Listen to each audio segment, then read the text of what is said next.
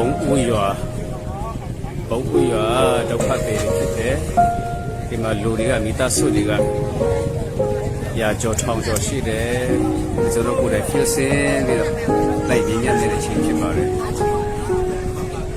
မိုးကလည်းရွာနေတော့လူတွေကဒီမှာမောကအောက်မှာ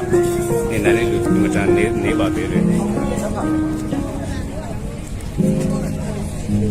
ဘာလီဒီကနေ့